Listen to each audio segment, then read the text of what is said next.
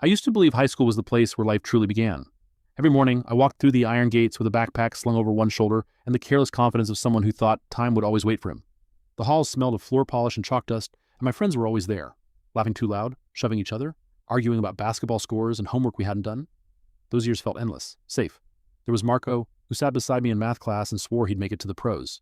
There was Anna, whose smile made my chest feel tight in a way I didn't yet understand. There were teachers who scolded us during class but secretly believed in us, telling us we could be more than we ever imagined. I remember the small moments best. Cutting classes to sit on the bleachers, watching the sunset paint the sky orange. Cramming for exams the night before, half asleep but laughing at our own stupidity. Graduation day, when we threw our caps into the air and swore, we'd never drift apart. High school taught me who I was. It taught me how to dream. But lately, something felt wrong. The days started repeating themselves. The bell rang at the same second every time. Conversations felt rehearsed, as if my friends were reading from a script I'd memorized long ago. When I tried to remember what came before high school, my childhood, my first memories, everything blurred, like a page torn from a book. One afternoon, as I sat alone in the classroom, the walls began to stretch. The chalkboard melted into white light. The voices faded, replaced by a distant echo. Someone was calling my name. Wake up! The world shattered. When I opened my eyes, the ceiling above me was unfamiliar, plain, low, and covered in glow-in-the-dark stars. My arms felt small, too small. I tried to sit up, but my body didn't move the way I expected it to. A woman leaned over me, her face gentle and worried. "Are you okay, sweetheart?" she asked.